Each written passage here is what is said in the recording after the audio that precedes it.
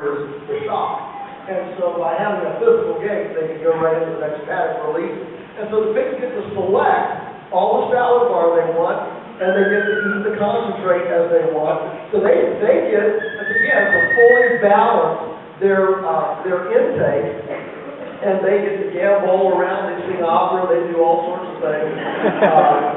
But they have their salad bar. Now, what this does, so they're going through these paddocks systematically, every 5 to 10 days, they're moving on to a new paddock, and the one they vacated is pretty disturbed. But one of the critical things here to understand, I'm going to dwell on this just a second, because I think it's such a remarkable and important thing from an ecology standpoint, because we have this mentality in our culture today, from the radical environmental community, that the best thing we can do for our planet is to explicate all the people. And the best thing we can do is let's get rid of all the humans, because humans are destroying the earth. Well, they might be, but it's not inherent. It's lack of management, lack of understanding, and there's nothing that is healthy about just a stagnant ecosystem. Einstein said that in order to have construction, it starts with destruction. In order to build muscle, you have to stretch yourself a little bit and get a little bit sore, right? And the new repaired muscle is stronger than the muscle that you had before. If you want to have a garden, you want to start a garden, you don't just take a bunch of carrot seeds down here, throw them into the back lawn, into the lawn, and say, oh, now I've got a garden. You don't just take an apple tree and throw it over your shoulder into the lawn and say, now I've got an orchard. You're going to have to get a shovel and a spade. You're going to have to do a little bit of disturbance. Okay? In order to freshen that ground up and make it acceptable to receive a new successional something. You're going to build a house. Doesn't look like a house at first, does it? Looks like a mess. The excavator comes in and digs footers and digs everything up, and you got red clay coming up your shoes when the rain comes. It's a mess. All right? All construction is preceded by momentary periods of disruption and disturbance. The Egyptians have the phoenix rising from the ashes. Everybody loves to talk about the phoenix, but nobody wants to talk about the ashes. But this idea of disturbance required for successional, innovative freshening up is the same throughout life, in all aspects of life. I mean, having a baby, kind of disturbing. But who wants to live in a world without babies? But they're the answer to innovation and creativity and new ideas, right? I mean, this is the problem with the bailout plan.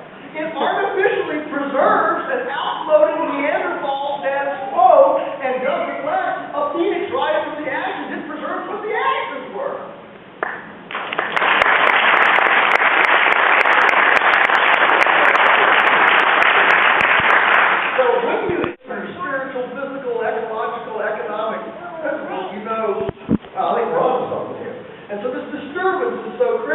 And if you disturb too much, then of course it goes backwards. If you just don't disturb enough, then it doesn't move to the successional level you want. So the pigs act as a momentary disturbance to capture this freshening up period, and using the pigs as a landscape management mechanism to create what I call a biological cathedral.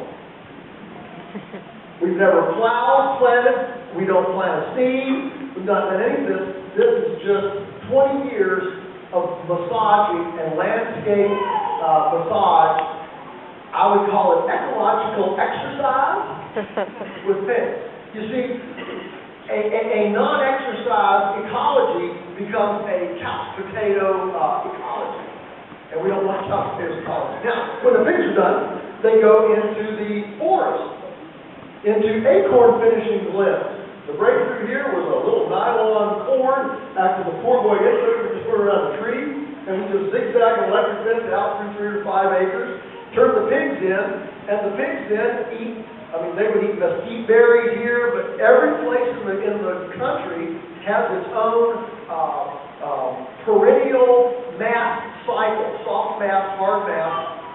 and of course the bugs, the grubs, the worms. And so the pigs then go through, we do this 1 month a year. So there's 1 month on and 11 months of rest over 1 month per year. So there's a short period of disturbance and then a long rest period. And what this does is stimulate the decomposition cycle, the recycling of the carbon, builds soil, and it gradually brings on this lush pasture underneath the trees so that you're not just growing nice, healthy trees, but you're also growing this silvopasture under it, again, to create more diversified, chlorophyllc, photosynthetic activity to intercept more sunlight and convert it into biomass.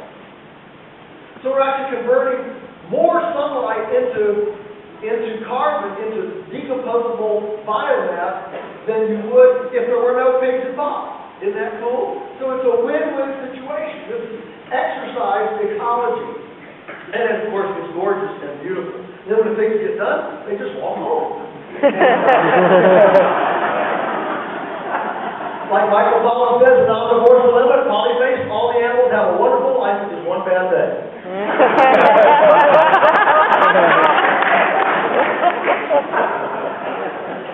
Now we go to perennial prairie polyculture, open land management, all right, with cows. And what we're after here is a diversity of perennial prairie polycultures. We look at polycultures throughout the world, or we look at herbivores throughout the world, and you know the greatest soils in the world were all built by herbivores, perennials, and predation. Now that predation can come in many forms. It can come with fire, it can come with two-legged predation like humans, or four-legged predation like wolves and lions, all right? But it's always perennials, herbivores, and predation. That is what has built all the rich soils of the world. The American bison here, the wildebeest on the Serengeti, the yaks in outer Mongolia. It's all done that way. But when you look at herbivore populations around the world, you see three things. Number one is they're always moving, aren't they? They don't stay in the same place. They're moving to new ground, on fresh ground, and letting the ground they vacated rest.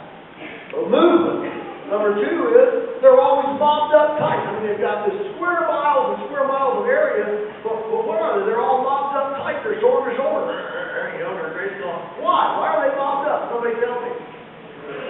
Safety, yeah, because the camera pans around there into the bushes and there's a big old line. All right, exactly. But that mobbing does a couple of things. One is it makes them eat more aggressively because they learn that, if I don't eat this plant right now, in 30 minutes, a billion behind me are going to eat it and it's going to be gone.